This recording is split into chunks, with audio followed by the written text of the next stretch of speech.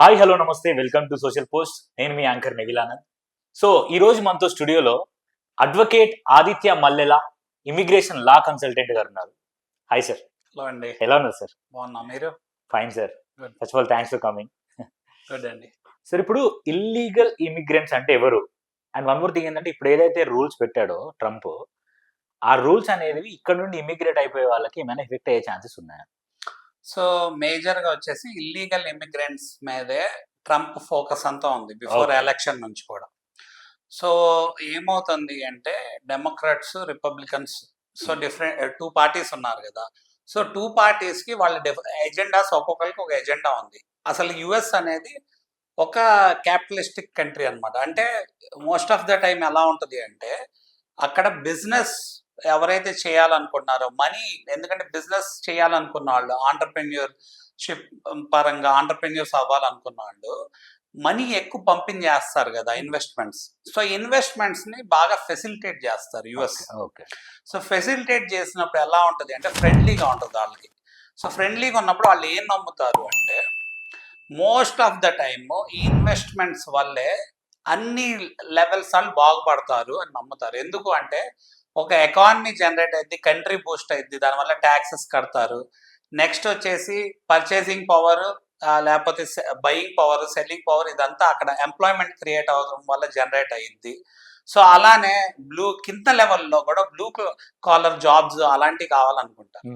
So ఒక party ఏం చేసింది అంటే ప్రీవియస్గా మన హిస్టరీలోకి వెళ్తే ఇప్పుడు ఆ బ్లూ కాలర్ వర్కర్స్ కూడా కావాలి కదా, అంటే తక్కువ వర్క్ చేసే వాళ్ళు కూడా ఉంటేనే కదా డెఫినెట్ గా ఇప్పుడు ఆ కంట్రీ ఫ్లరిష్ అయ్యేది, లేకపోతే బిజినెస్ లో ఫ్లరిష్ అవ్వాలి.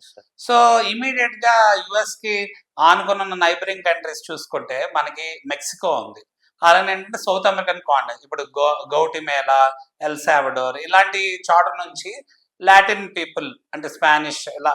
సో ఈ పీపుల్ ఎక్కువ మైగ్రేట్ అవుతున్నారు. మైగ్రేట్ అయ్యేటప్పుడు వాళ్ళకి ఏంటి, so most of the time వాళ్ళు స్కిల్డ్ పీపుల్ అయి ఉండకపోవచ్చు. మనకి ఏంటంటే మనకి మైగ్రేట్ అయ్యే వాళ్ళు స్కిల్డ్ ఎంప్లాయీస్ అవ్వచ్చు, లేదా ప్రొఫెషనల్ అవ్వచ్చు. వాళ్ళు మైగ్రేట్ అయ్యే వాళ్ళు ఇల్లీగల్ గా మైగ్రేట్ అవ్వడానికి ఇష్టపడుతున్నారు. సో వాళ్ళకి బార్డర్ క్రాసింగ్ అనేది ఉంది అక్కడ యుఎస్ లో. సో ఎందుకంటే నైబరింగ్ కంట్రీ కదా, సో ఎంత కష్టమైనా అక్కడ ఒక ఫ్యూ డేస్, 4 days అవనండి, లేకపోతే ఫ్యూ అవర్స్ అవనండి, అక్కడ మీకు ఫారెస్ట్ లాగా ఉన్నా, లేకపోతే సమ్ జంగిల్ లాగా ఉన్నా, లేకపోతే అక్కడ బాగా స్నో ఉన్నా, లేకపోతే వాటర్ బాడీస్ ఉన్నా, కష్టపడి క్రాస్ చేసి కంట్రీలోకి ఎంటర్ అయిపోతున్నారు.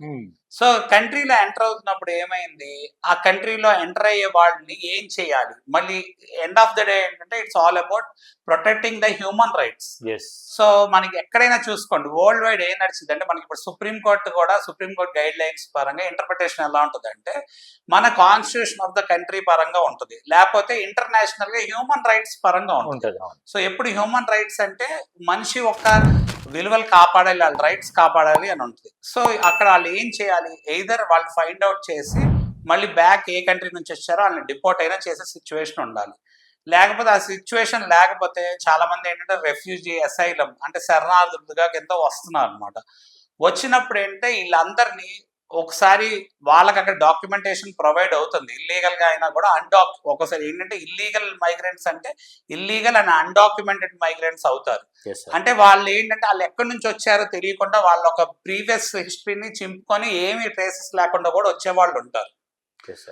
సో మరి కొంతమంది కంట్రీలోకి ఇల్లీగల్ గా అసలు ఎవరు బోర్డర్ ప్రొటెక్షన్ ఫోర్స్ ఇలాంటి వాళ్ళు కూడా కనులు కప్పి వాళ్ళు ఎంటర్ అయిపోయే వాళ్ళు ఉంటారు. వాళ్ళ రిలేటివ్స్ దగ్గరికి వెళ్ళిపోయి అక్కడ ఏదో ఒక illegal works, part time works, లేకపోతే ఫుల్ టైం వర్క్స్ స్టేషన్స్ లోనో, గ్రాసరీ స్టోర్స్ లోనో, ఫార్మసీల్లోనో, హోటల్స్, రెస్టారెంట్స్ లో పని చేసుకుంటాం, లేదా డెలివరీ బాయ్స్ గా చేయటం, ఇలాంటివన్నీ చేసి ఎంటర్ అవుతున్నారు. స్లోగా ఏమవుతుంది, ఇంతకుముందు కంట్రీ యొక్క ఎకానమీ పరంగా బిజినెస్ హోల్డర్స్ కి అలాంటి వర్కర్స్, అలాంటి ఎంప్లాయీస్ కావాలి కాబట్టి కొంతవరకు వదిలేశారు, కొంతవరకు చూసి చూడనట్టు వదిలేశారు. బట్ అలా ఎక్కువ మంది అలా మైగ్రేట్ అవుతున్నారు అనుకోండి, threat and safety, security of the country అనేది ఎఫెక్ట్ అవుతుంది. ప్లస్ ఏంటంటే పొలిటికల్ గా చూసుకుంటే ఇప్పుడు మనకి బ్లూ స్టేట్స్, రెడ్ స్టేట్స్ ఇలా ఉంటాయి కదా, డెమోక్రాట్స్, రిపబ్లికన్స్. ఇప్పుడు వీళ్ళని కూడా అక్కడ స్కాటర్ చేస్తే వీళ్ళకి ఏంటంటే ఒక సిస్టమ్, ఎలక్ట్రల్ ఓటింగ్ సిస్టమ్ ఉంది కదా. ఒకవేళ ఒక పర్టికులర్ ఏరియాలో లేకపోతే పర్టికులర్ జ్యూరిస్టిక్షన్ లో మనకి టోటల్ పరంగా క్యాలిక్యులేట్ చేస్తే ఓటింగ్ ఎవరికైతే ఒక్కటి ఎక్కువ వస్తే మొత్తం ఓట్స్ ఒకరి కిందకి ఒకరికి, మారిపోద్ది అనమాట. దాని వల్ల సో ఒక పార్టీ దాన్ని అడ్వాంటేజ్ తీసుకుంటాం అవుతుంది. ప్లస్ ఇంకోటి అంటే సెక్యూరిటీ థ్రెట్ పరంగా కూడా ఇష్యూస్ వస్తున్నాయి అని చెప్పి ఆలోచించి సో పీపుల్ అందరు కూడా ఇప్పుడు గన్ ఫైరింగ్ జరుగుతుందండి. అసలు ఎవరు చేశారు ఏంటి అని తెలియదు సిచ్యువేషన్ కూడా ఉండట్లేదు. ఒక్కోసారి పట్టుకుంటారు, ఒక్కోసారి పట్టుకోలేకపోతే అసలు వాళ్ళ ట్రాక్ పట్టుకున్నా కూడా అసలు అతని ఐడెంటిటీ ఏంటో కూడా తెలిసే పరిస్థితి ఉండకపోవచ్చు. అవునవును. ఇప్పుడు కరెక్ట్ పేరు చెప్తున్నాడా రాంగ్ పేరు చెప్తున్నాడా అసలు రికార్డులోకి అప్పుడు వస్తుంది పట్టుకున్నప్పుడు. Yes.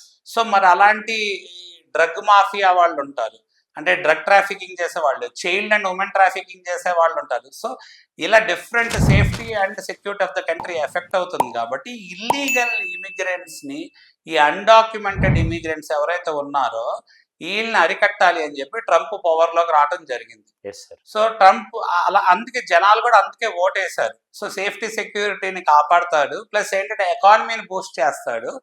సో ఇప్పుడున్న సిచ్యువేషన్ లో మనకి ఏంటంటే యుఎస్ లో కూడా రెసిషన్ ఉంది. టెక్నాలజీ పరంగా కూడా ఎప్పుడైతే అప్గ్రేడేషన్ జరుగుతుందో, ఇప్పుడు ఆర్టిఫిషియల్ ఇంటెలిజెన్స్ లాగా లేకపోతే రోబోటిక్స్ లాగా ఇలాంటివన్నీ ఎప్పుడైతే ప్లేలోకి వస్తున్నాయో మిగతా జాబ్ వర్కర్స్ ఎఫెక్ట్ అయ్యే సిచ్యువేషన్ ఉంది. Yes, sir. మరి అవన్నీ అరికట్టాలి అంటే ఉన్న సిచ్యువేషన్ ని బెటర్ గా చేయాలి అంటే ట్రంప్ ని అనుకుంటే బాగుంటది. ఫస్ట్ మైగ్రేటర్స్ కి ప్రిఫరెన్స్ ఇస్తాడు అనే ఉద్దేశంతో తను ఎలక్ట్ చేసుకోవడం జరిగింది. Yes, sir. So illegal immigrants అనేది మేజర్ ఛాలెంజింగ్ సబ్జెక్ట్ అయింది. అందుకే ఇప్పుడు ఆ ఇల్లీగల్ ఇమిగ్రెంట్స్ ని డిఫరెంట్ రైడ్స్ చేసి, సో మనకి ఏంటంటే immigrations and customs enforcement department వాళ్ళు, అలానే మనకి హోమ్లాండ్ సెక్యూరిటీ డిపార్ట్మెంట్ ఉంటుంది, మనకి పోర్ట్ ఆఫ్ ఎంట్రీ దగ్గర ఈ అన్ని బార్డర్ ప్రొటెక్షన్ ఫోర్స్ ఉంటుంది. ఇలా డిఫరెంట్ ఎంటిటీస్ ఉన్నాయి. United states citizenship service and immigration service ఉంది. సో ఈ ఎంటిటీస్ అన్నిటిని పెట్టుకొని అలానే మనకి ఎన్ఫోర్స్మెంట్ వాళ్ళు ఎవరైతే ఉన్నారో వాళ్ళని రైడ్స్ కి పంపించి వీళ్ళని ఐడెంటిఫై చేసి వీళ్ళ ఐడీస్ చెక్ చేసి ఒకవేళ వీళ్ళ ఐడీస్ ఏం చూపించకపోతే వీళ్ళ మీద ఎంక్వైరీ జరిపి ఏదైతే వీళ్ళు ఏ కంట్రీ నుంచి వచ్చారో ఆ కంట్రీకి డిపోర్ట్ చేస్తున్నారు. Okay. మనకి కూడా ఎక్స్టర్నల్ అఫైర్స్ ఫారిన్ అఫైర్స్ పరంగా కూడా కమ్యూనికేట్ చేయడం జరుగుతుంది డిఫరెంట్ కంట్రీస్ కి. అలా చేసి మిలిటరీ ప్లేన్స్ లో పంపించేయడం జరుగుతుంది ఎంత ఖర్చు అయినా కూడా. Okay. ఎందుకంటే ఒక మెసేజ్ పంపుదాం, క్లియర్ కట్ గా ఒక మెసేజ్ పంపి ఈ ఇల్లీగల్ ఇమిగ్రేషన్ ఎలా అయినా అరికట్టాలని చూస్తున్నారు. అందుకే కదా ఇంతకుముందు బార్డర్ లో కూడా నేను పెద్ద వాల్ కడతా, ఆ వాల్ అనేది ఆల్రెడీ ఎప్పుడో స్టార్ట్ అయింది, దాన్ని ఇంకా అగ్రెసివ్ గా బిల్డ్ చేయడం జరిగింది అనమాట. సో బార్డర్ లో వాల్ కడతాం అనేది ఒక ఆస్పెక్ట్ అనమాట దాన్ని తగ్గించడానికి. Yes. అలానే ఇంకా డిఫరెంట్ ఆస్పెక్ట్స్, ఇప్పుడు కెనడా ఉంది, మెక్సికో ఉంది, వాళ్ళ బార్డర్స్ వాళ్ళు కూడా సెక్యూర్ చేసుకోవాలి. ఇలాంటి వాళ్ళు వస్తుంటే మరి ఆపాలి కదా. అవును. అక్కడ కార్టెల్స్ అంటే మాఫియా, ఎవరైతే డ్రగ్ మాఫియా డ్రగ్ లాట్స్ ఇలా ఉన్నారో వాళ్ళు డబ్బులు తీసుకొని వీళ్ళు ఇల్లీగల్ గా క్రాస్ చేపిస్తున్నారు. అవును. అది కూడా ఏంటంటే నైబరింగ్ కంట్రీస్ మీద బర్డెన్ ఉంది కదా, వాళ్ళకి కూడా అందుకే నేను ట్యాక్స్ వేస్తానని చెప్పి ఇంపోర్ట్స్ ఎక్స్పోర్ట్స్ కి రిలేటెడ్ వాళ్ళు కూడా ట్యాక్స్ వేయడం జరిగింది. ఎందుకంటే కంట్రీ యొక్క ఎకానమీ ఫ్లరిష్ అవ్వాలి, ప్లస్ ఏంటంటే యుఎస్ మీద ఎక్కువ డిపెండెన్సీ ఉంది కాబట్టి వీళ్ళకి ట్రాన్సాక్షన్స్ ఉన్నప్పుడు వాళ్ళు ఎప్పుడైతే ట్యాక్సెస్ తగ్గకపోతే నేను ట్యాక్స్ వేస్తాను అని చెప్పేసి సో ఇదంతా జరుగుతుంది అనమాట. సో ట్రంప్ ఈ మెజర్స్ అన్ని తీసుకుంటున్నాడు. Yes, sir. Thank you, sir. Thank you so much. Thank you అండి.